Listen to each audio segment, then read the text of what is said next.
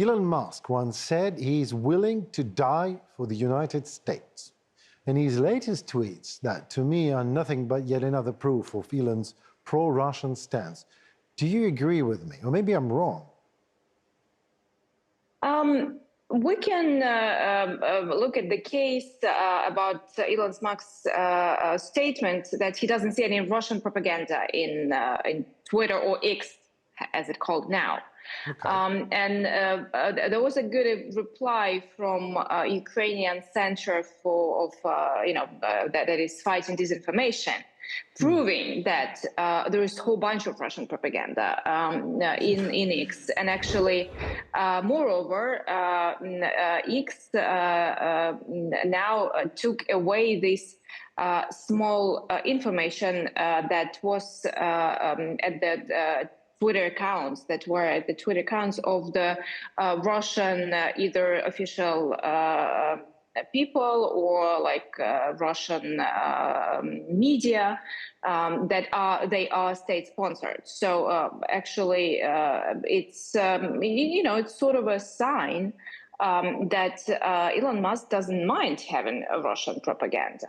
And also what I see that people in different Western countries do not actually understand the origins of the war, the origins of the conflict, because it had been for many, many years. They still see Ukraine as a sort of, historically tied country and everything. But if we probably would have to do more with this, communication, explaining the history of Ukraine, the history of Russia, and everything.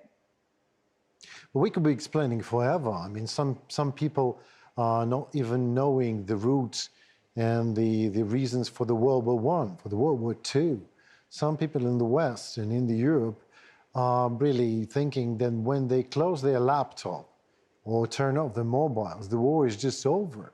They don't understand why these Russians and Ukrainians cannot find the base for the mutual dialogue, is what they have been asking. Some say, well, maybe they will understand it when Putin will come at their door and will kill their family and will rape their women and will abduct their children.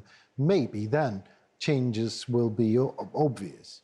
So I'm absolutely with you. I agree with you. And I thank you for your answer regarding this possible Elon Musk's pro-Russian stance. But my next question is, President Zelensky's statement on noticing a change in attitude among some partners.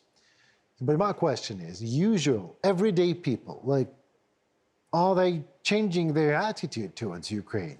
Or is it just a political undercover high chair agenda and has nothing to do with people living on the ground that still are more or less pro-Ukrainians, if they even don't understand the reasons for this war and the background of it, but they are still standing for Ukraine because it's obvious the justice on Ukrainian side. So is that the case? Exactly. It's about black and white, and politicians, they see the shadows, these shades, and gray. Of course, of gray, yes. And they think about the future elections, but forgetting that actually for the success during elections, first of all, you have to be clear and you have to be sincere with the voters. And the truth is that anything has changed. I mean, Russia is still an aggressor. Russia is killing even more people.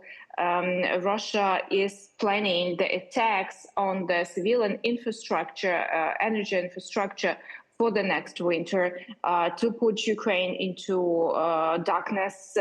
They couldn't do it for a long period, at least. They couldn't do it last winter, but they do have plans to do it this winter. I'm right now in one of the European countries, in France, because I'm visiting the Bureau of the Base. And we're discussing the agenda and what resolutions to vote for. And I had a chance for a small talk just with ordinary people, as you said. Sure. And they do say that we are with Ukraine, we were together with you for the freedom.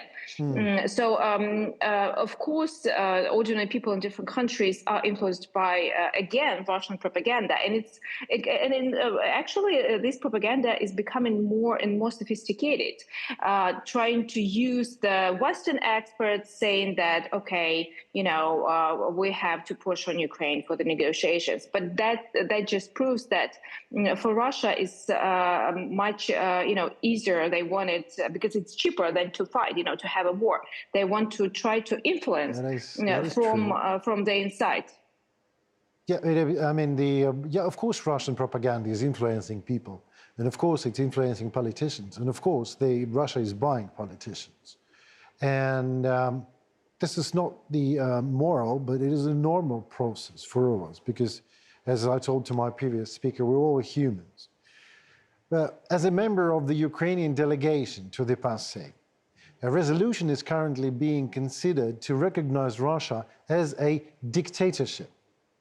What is your perspective on this matter? And how do you think it might impact relations between Ukraine and Russia, as well as Ukraine's standing in international forums? Could you please tell us more about that? Well, first of all, I have to emphasize that the Council of Europe is so far the only international organization that had guts to kick out Russia. We did it in March of 2022. Just a few weeks after the full-scale invasion. And now there are 46 member states in the Council of Europe. All of the EU, all of the European Union countries, but also countries from that are candidates or to the east, more to the east, as Georgia, Azerbaijan, as Armenia. So it's a wide range of countries. And I have no doubts that in October, the Parliamentary Assembly will vote in favor for this resolution. So far, it was adopted by the Legal Affairs Committee.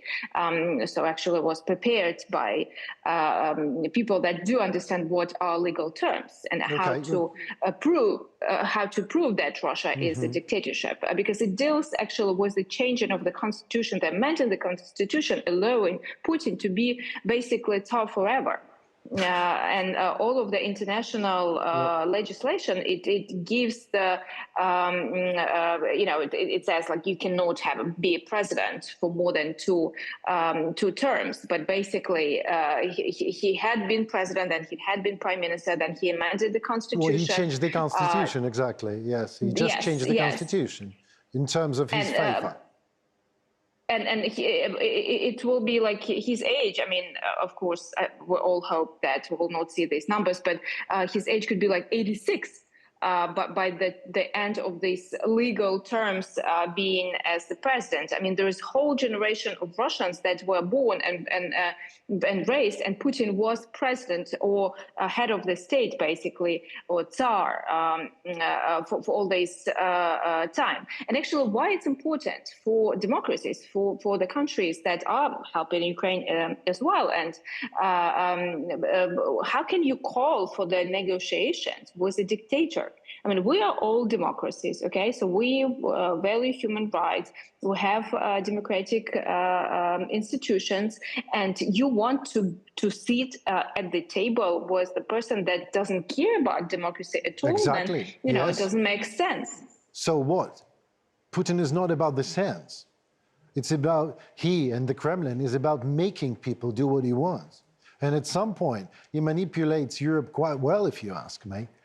I mean, let's call a spade a spade. Okay, we call the Kremlin and Putins Russia, I emphasize, a dictatorship. So what?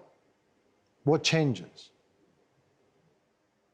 For our diplomats, it will be another tool when someone, whispers in the ear saying, okay, now it's time to sit at the table of negotiations. It's a dictatorship. Yeah, but it's you cannot sort of, and it's also as we spoke that people do not know history. People do not want to understand that the normal rules that are implied to, we call it normality in democratic country, cannot be implied to Russia, because Russia is everything that is against the free will, against of the democracy, and you cannot, basically think that you can apply the rules or how you would think the normal things would go, because it's just an empire that doesn't care about people. Absolutely agree with you. Thank you very much for your answer. Today I've talked a lot, really a lot, Yevgeny, about the sanctions. Yet, me personally, inside me myself, still I don't understand. Are the sanctions against Russia working after all? Because, 11th, or that will be 12th package. There's no simple answer to that, because, yes, sanctions do work, because they, Russia would not be trying to lift them up if they would not care. And they're trying to use United Nations, trying to use the Hunger Games, trying to lift up the sanctions. But it is painful, and of course there are some countries that call themselves neutral and still buy Russian gas and oil and other products, so they're not complete. And moreover, we see the loopholes in the sanctions, because Russia had been receiving the needed technologies and needed parts for example, the drones, the rockets, the missiles. And what we tried to do was our partners to close these loopholes and to trace these links, how the third countries import some goods from United States, from the Western Europe, and then sell them basically to Russia. And Russia still has a possibility to build the missiles and, of course, to have money for that. Because basically, when we can say that sanctions are working, totally working, when Putin has to have a choice whether he would pay pensions or build another rocket. What pensions? What pensions? To his people. At least the small amount he's paying. There are no, in terms of Vladimir Putin, there are no people in Russia. It's just a population. It's something that is reimbursable. It's always, who cares about Russians? Not Russians, not the Kremlin. So pensions are not that important. Pensions is something from that awful Western democratic world. It's dangerous. We need to...